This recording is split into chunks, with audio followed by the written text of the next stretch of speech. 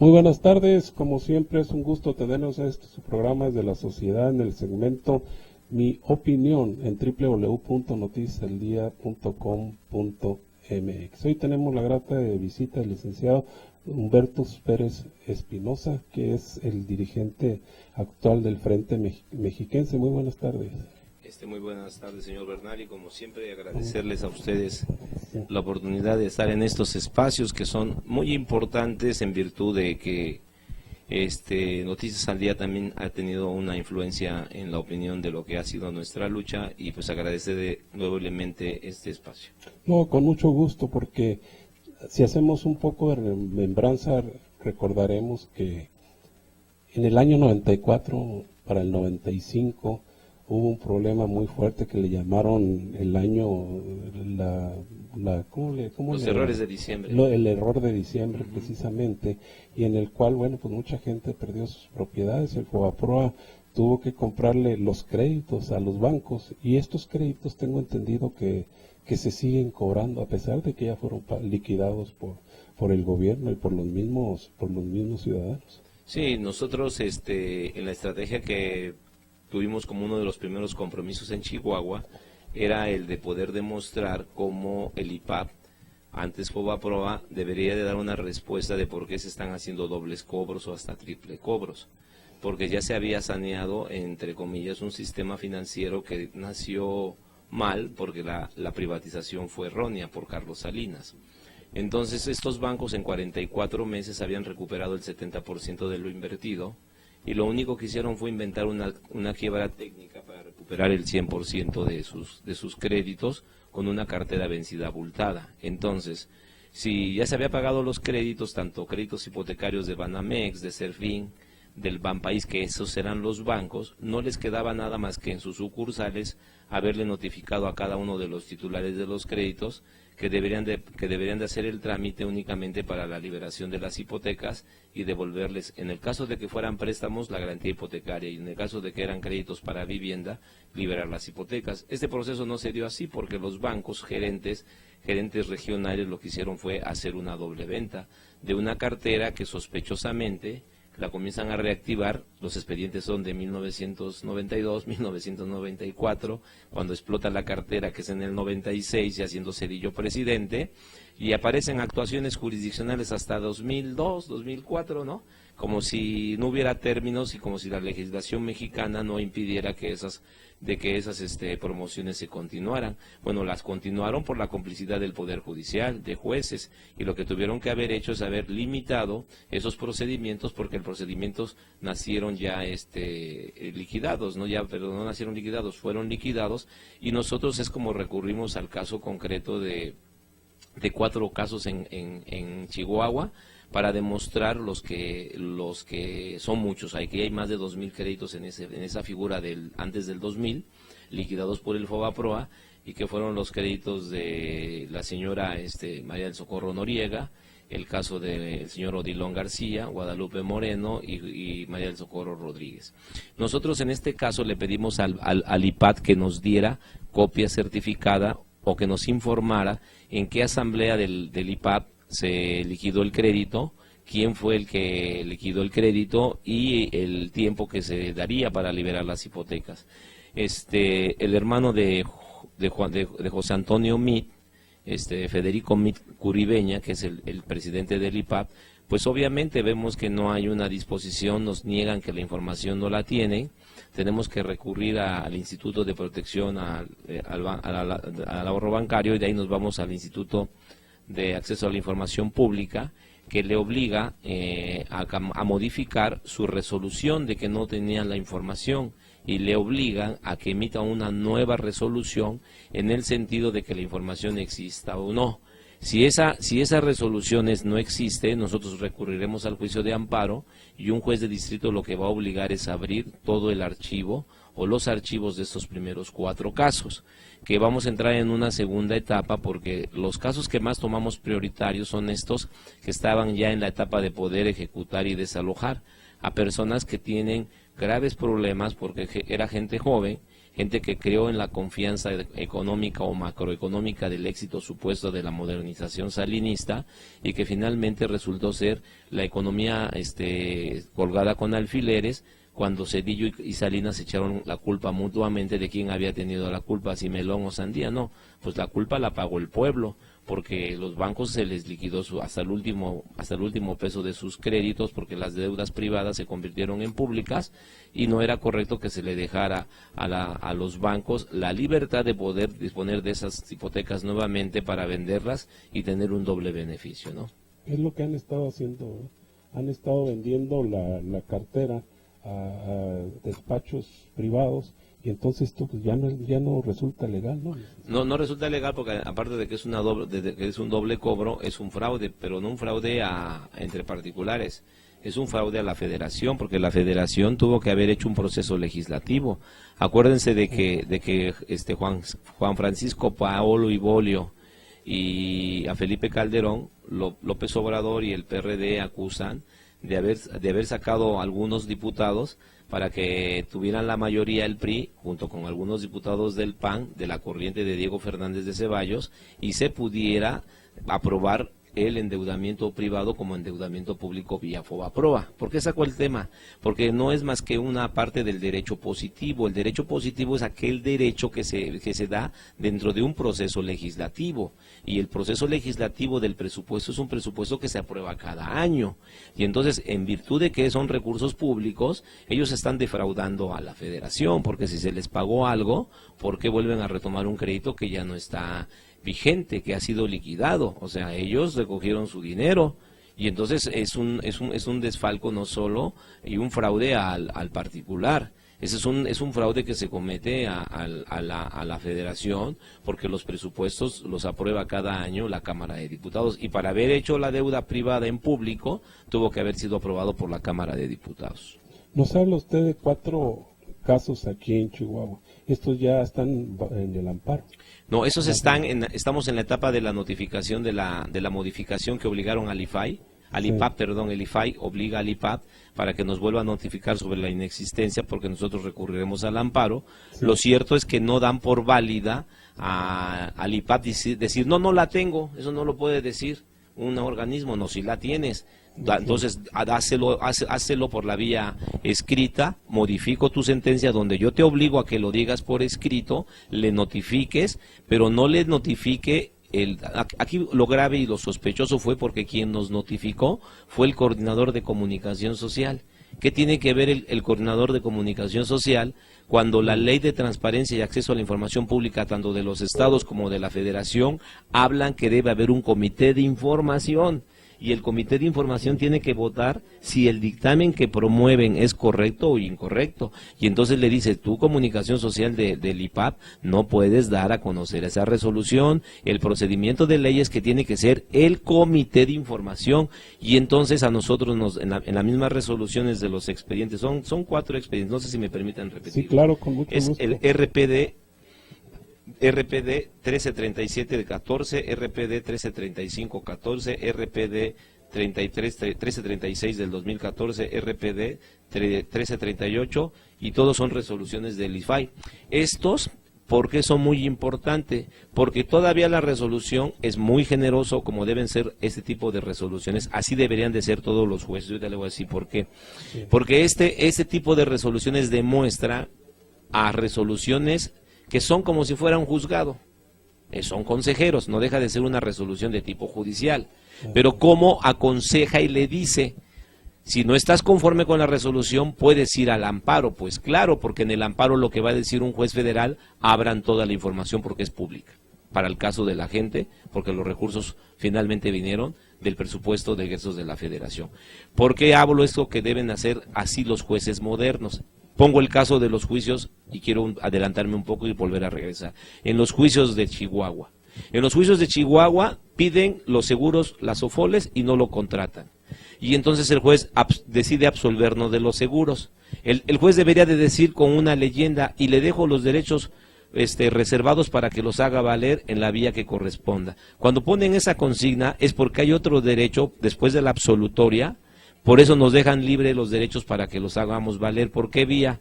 por la penal, porque hay un fraude, por la falta de contratación, y entonces deberían de ser mucho más específicos los jueces. Es lo que le reclamamos a los poderes judiciales de cada estado. Debería de ser la sentencia, y dejo a salvo los derechos para que los haga valer en la vía penal, toda vez que a mí no me acreditaron los contratos de crédito, y por lo tanto estamos ante un presunto ilícito que la parte absuelta tiene que hacer valer en el tribunal o la vía que le corresponde. Así deberán de ser claras, como por ejemplo el IFAI advierte, usted todavía tiene la garantía de amparo, o sea, se le debe de advertir al gobernado, porque el juez no pierde nada en poner esa sentencia. El juez tendría la categoría verdaderamente de un juez impartidor de justicia en las resoluciones de la imparcialidad jurídica, ¿no?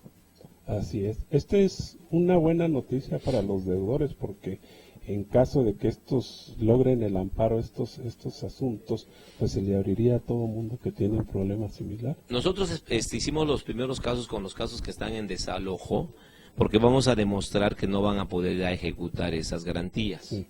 Esas garantías porque son de hecho ilegales. 2, esto va a abrir un antecedente más porque vamos a demandar todavía más casos.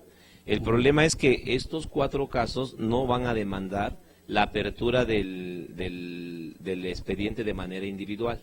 Nos vamos a ir al amparo colectivo, que ese fue el error del IPAP.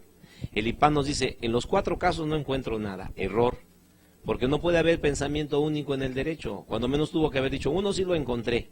Andaba por ahí perdido en la calle del Niño Perdido, que hoy es Lázaro Cárdenas, ¿no? Y entonces ellos cometen el error, porque lo que le abren a la posibilidad a los 4 agraviados o a las 4 personas que ya les liquidó su crédito, de irse por un amparo que se puede interponer por 2 o más personas. Aquí son 4, y entonces el juez de distrito que razone va a decir, bueno, ¿cómo Banamex pudo haber hecho eso?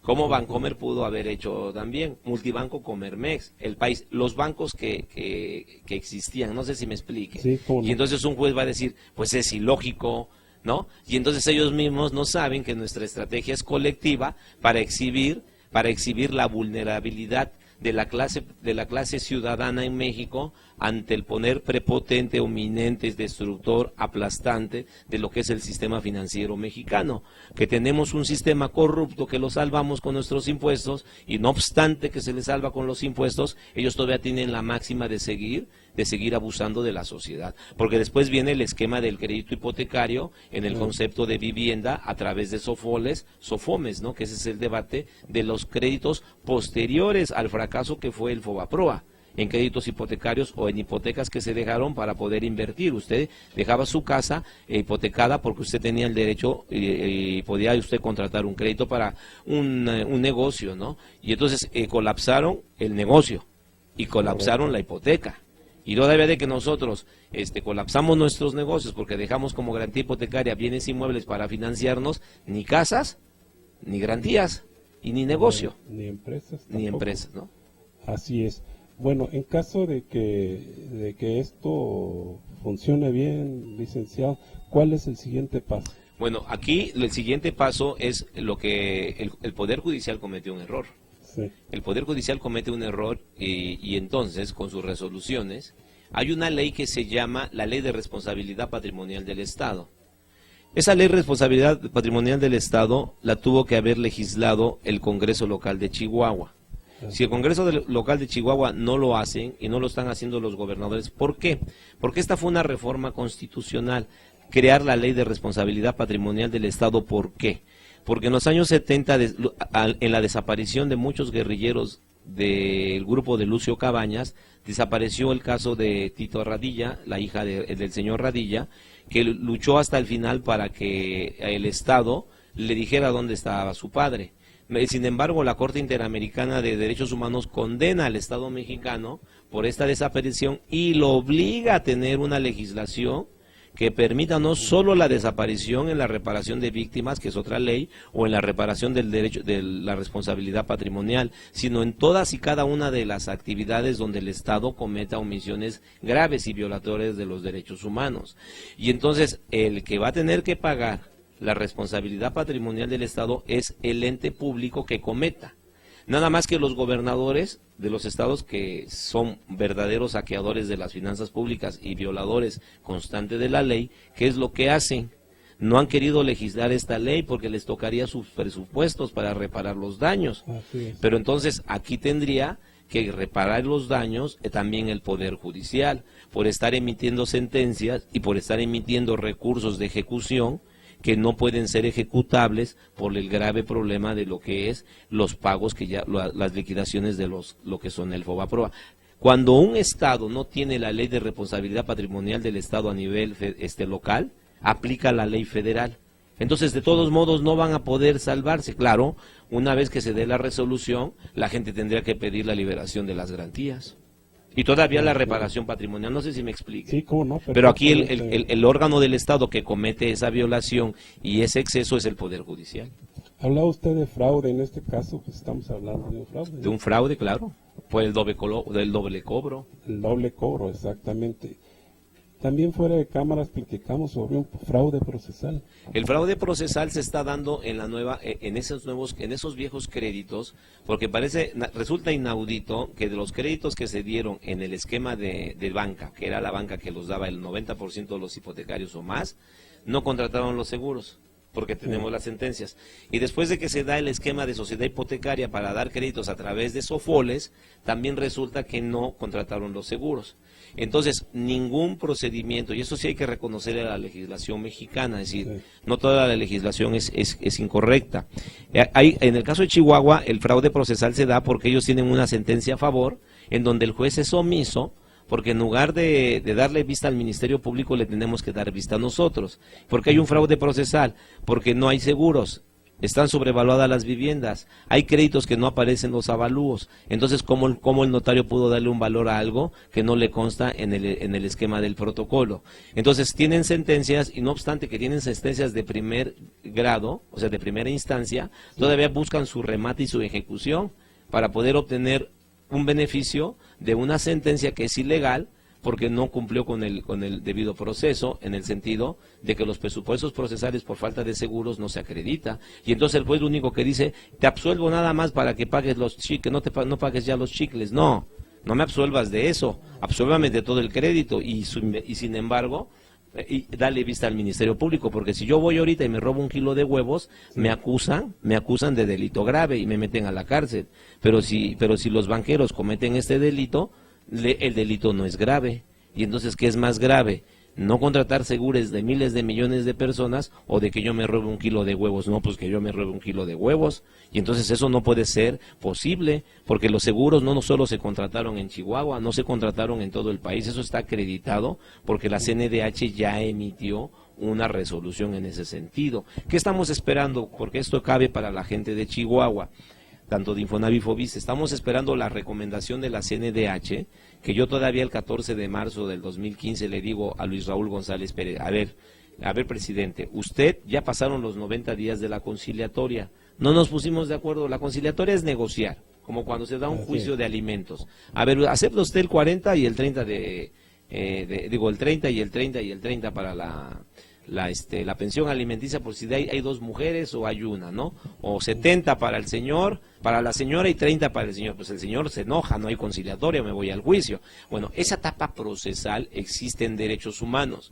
que fue la propuesta de conciliación. Esa propuesta de conciliación no la quiso aceptar Sociedad Hipotecaria. ¿Por qué? Porque hay un carácter discriminatorio, son dirigentes, son egresados del ITAM, ellos no aceptan que el pueblo les haya ganado en un procedimiento legalmente constituido, y la Procuraduría los protege porque se tendrían que ir a la cárcel los responsables de haber dado estos créditos sobrevaluados, que son servidores públicos, porque son el vocal del Fobiste, el director del Infonavit y el director de Sociedad Hipotecaria. Y entonces nosotros tenemos esta sobrevaluación, que también se presenta como un fraude procesal. Porque ¿cómo pueden ellos reclamar un crédito de algo que no vale? Hay muchos contratos que no tienen avalúo. Entonces, ¿cómo el notario público pudo haber dado un valor? Porque el notario, al no ser perito, se basa en un peritaje llamado avalúo. Y le consta a él porque se lo dice el perito. Nada más que hay un problema en los casos de Sociedad Hipotecaria Federal. Los peritos valuadores, quien les dio el registro, tanto al perito como el contralor, es la Sociedad Hipotecaria. Y entonces Sociedad Hipotecaria dice, los tengo en una lista negra. Entonces yo le digo, no, los deberías de tener en la cárcel, porque en la lista negra no resuelven nada. Pero cuando se da la resolución de CNDH, ¿qué hace Luis Raúl González Pérez? guardar la resolución. Está siendo letal para él, porque si a mí él no me resuelve el problema en los próximos 30 días, nosotros vamos a dar por agotado también el procedimiento y habremos de pedirle que intervenga la Comisión Interamericana de Derechos Humanos por los excesos. Nosotros nos basaríamos en el artículo 2 de la ley que dice: los preceptos contenidos en el capítulo y además disposiciones de esta ley serán aplicables en lo conduciente para complementar los fallos de la Corte Interamericana de Derechos Humanos, así como las recomendaciones de la Comisión Nacional. Este artículo 2 de la ley de responsabilidad patrimonial del Estado nos remite al artículo 11, que dice: las indemnizaciones por responsabilidad patrimonial del Estado derivada de la actividad administrativa irregular deberán pagarse y reclamarse de acuerdo a las modalidades que establece la ley y las bases siguientes. Deberán pagarse en moneda nacional o podrán convenirse en su pago en especie. ¿Qué es lo que sucede?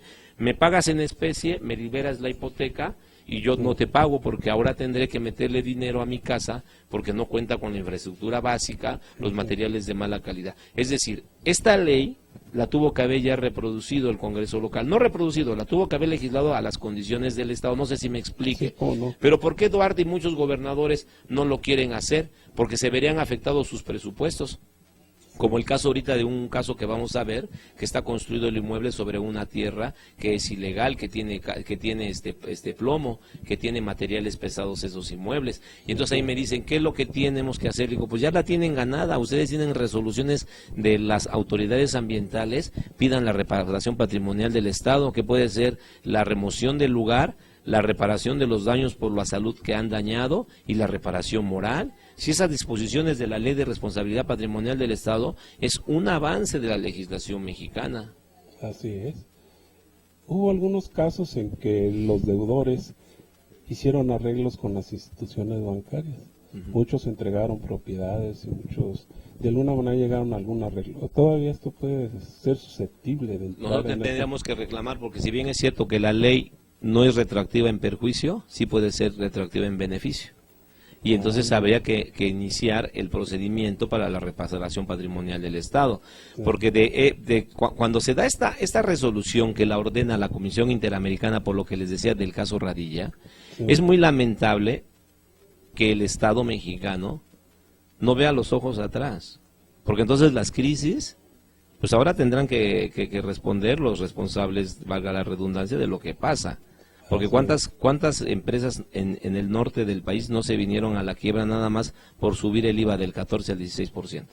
Es correcto. ¿Cómo está paralizada la economía? Así es. Y eso fue una irresponsabilidad. Y dicen, no fue una responsabilidad. Sí, porque ¿qué cree? En la exposición, ¿sabe qué tendríamos que utilizar de prueba? Le estoy poniendo para el caso concreto ahorita. ¿Qué tendríamos que poner como prueba? El derecho positivo, que es el derecho que se legisla. ¿Y en qué etapa del proceso legislativo? En la exposición de motivos. ¿Y en qué etapa? En la discusión de la Comisión de Presupuesto. ¿Y en qué etapa? En la votación. Porque se les están diciendo no voten porque se les va a hacer daño a los estados. Todos los diputados de oposición del norte, excepto los del PRI y el PAN, dijeron no, votamos a favor. Esa etapa procesal donde hubo diputados que advirtieron es prueba plena para reclamarle a las empresas que han quebrado por este tipo de políticas que el Estado tendrá que responsabilizarse, porque dice, será responsable el Poder Legislativo, dice, ¿quiénes son los entes responsables de la Ley de Responsabilidad Patrimonial? Los sujetos de la ley, los entes públicos federales, para los efectos de las mismas se entenderá por ente público federal, salvo mención expresa, lo contrario, a los poderes judicial. En el caso del local, si un poder local estuvo queriendo insistir la aplicación de una sentencia, como el caso de los del Fobaproa, de los que hablé, tendrá que ser el Poder Judicial local. El Legislativo y el Ejecutivo, entonces hay una cosa interesante. Hay una irresponsabilidad de política económica que genera un daño a un grupo muy importante de empresas. Y entonces se tendrá que hacer el procedimiento.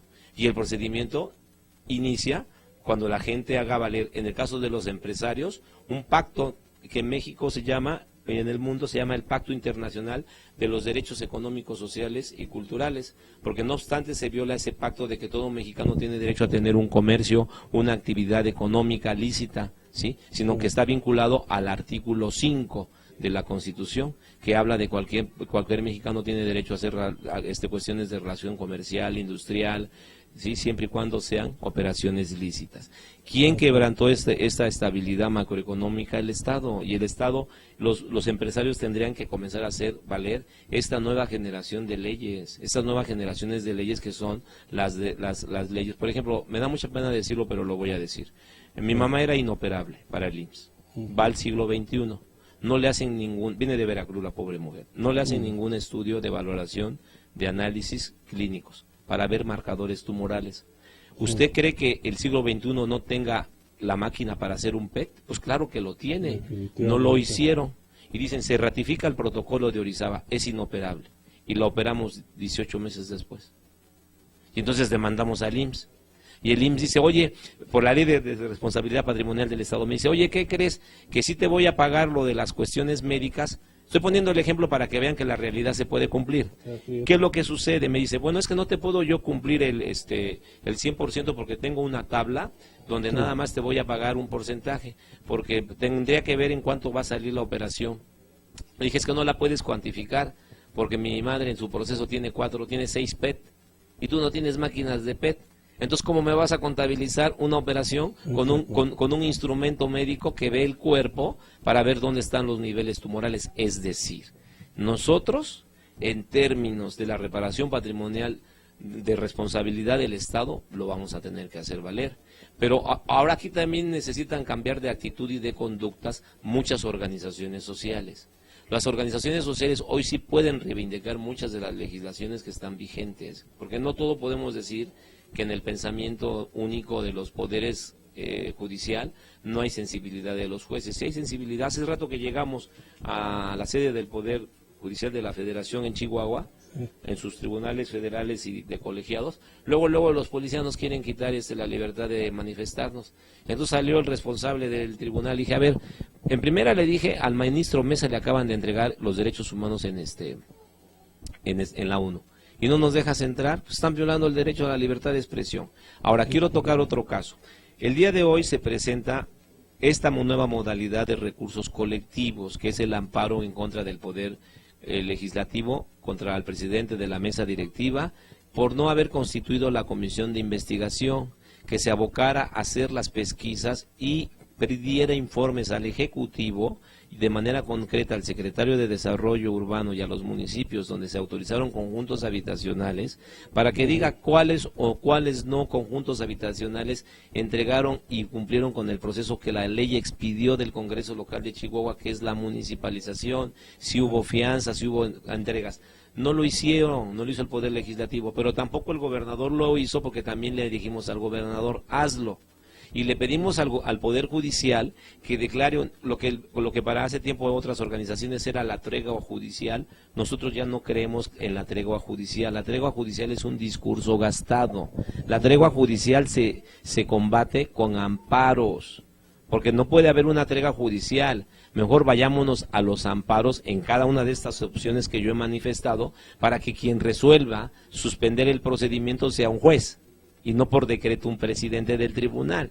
Y entonces nosotros le decimos al presidente, suspende los procedimientos, porque donde se asentaron las viviendas en conjuntos habitacionales no se garantizan las condiciones mínimas básicas de infraestructura, y por lo tanto se viola el Pacto Internacional de los Derechos Económicos, Sociales y Culturales. Procede el amparo, y usted como presidente, dice la Constitución, toda autoridad debe garantizar, respetar, promover los derechos humanos. Y entonces, ¿quién tiene que proteger? El Poder Judicial, ante una serie de irregularidades que hay en cientos y miles de juicios que siguen caminando en el estado de Chihuahua y que culminan con desalojos muy violentos. Y entonces, el que tiene que ser el primer garante, advirtiendo de lo que está pasando, como lo hemos hecho con el presidente del tribunal, es el presidente del tribunal, y decirle a sus jueces, ustedes no pueden estar haciendo ese tipo de acciones legales porque estamos dañando un derecho natural, un principio supremo, un principio de la constitucionalidad. ¿Algún mensaje final, licenciado? Bueno, decirles que el Frente Mexiquense tiene 12 meses, ha cumplido en el caso de detener juicios, sentencias de remate, como el caso de Octavio Díaz de León. Tenemos los incidentes criminales que están caminando por el fraude de los seguros y sobrevaluación. Estamos ahorita en la gran batalla por los por los créditos del Fobaproa para que no se ejecuten a estas señoras y a estas personas que dieron todo su lucha y su patrimonio, las sentencias, y estamos en lo más que nos da gusto, lo que nosotros programamos, las acciones colectivas, para que a través de las acciones colectivas detengamos cientos de juicios que están siendo queriendo ser ejecutados de manera ilegal por los tribunales, y a través de este gran amparo colectivo miles de familias de Chihuahua puedan beneficiarse. Si bien es cierto, los amparos no tienen un efecto general porque no lo ha querido los diputados, en materia de derechos humanos sí podrán sumarse a seguir las mismas vías para que ellos puedan garantizar que sus viviendas puedan seguir siendo parte de su posición y que los créditos se revalúen para poder pagarle al Estado el dinero que nos dio, no el dinero que se entregó en sobrevaluación y que han sobreexplotado a la gente, porque la gente lo primero después de comer lo que le garantiza es llegar a donde vivir, ¿verdad?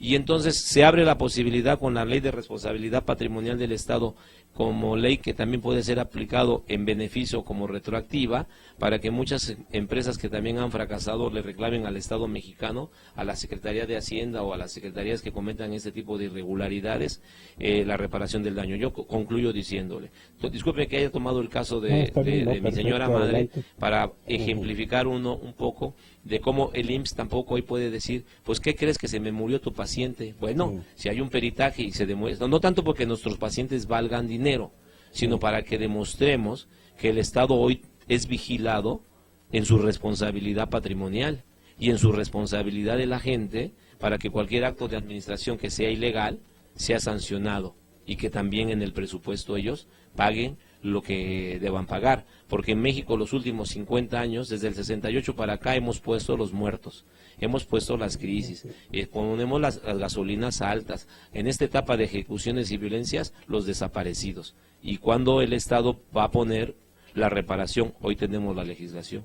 Por eso es muy importante que, aunque en el Estado de Chihuahua no existiera la ley de responsabilidad patrimonial, hay una jurisprudencia que dice que se hace valer la ley federal, ¿no? Muy bien. ¿Un teléfono, licenciado? ¿El mío o el de los compañeros del frente? El que usted guste dar para si alguien se quiere Bueno, comunicar. el mío es el 55 61 11. Yo ya quiero aclarar, yo los canalizaría con los compañeros de Chihuahua, porque no traigo ahorita uno de los de compañeros de Chihuahua. El mío es 55 61 11 61 58. Ese es el mío, Julio. Y un teléfono de Chihuahua ahorita me lo proporcionarán, les pedimos una disculpa porque yo cierro siempre mis celulares. ¿El celular de ustedes? Es el 614-154-3161. Ok. 614-154-3161. Julio con Julio Soto. ¿Qué teléfono, Octavio? 244-2512. Pues le agradecemos mucho, licenciado. Muchas gracias, señor Bernal. Tenemos una plática pendiente para ir afinando algunas cosas que para nosotros son importantes y decir que, bueno, nosotros hemos hecho también de Noticias al Día parte de nuestras redes sociales, la hemos difundido. Bueno, usted sabe que también es un espacio para que las redes sociales conozcan a estos medios que dicen que son alternos. Yo no digo que son alternos, son los medios que van a cambiar este país en un proceso lento de democratización, pero estamos convencidos que estos medios de comunicación tarde o temprano triunfarán sobre los grandes monopolios de la información. Así sea. Muchas gracias. Gracias, licenciado. Hasta luego. Les agradecemos, no se nos vayan, tenemos algunas entrevistas más. Regresamos en un momento. Gracias.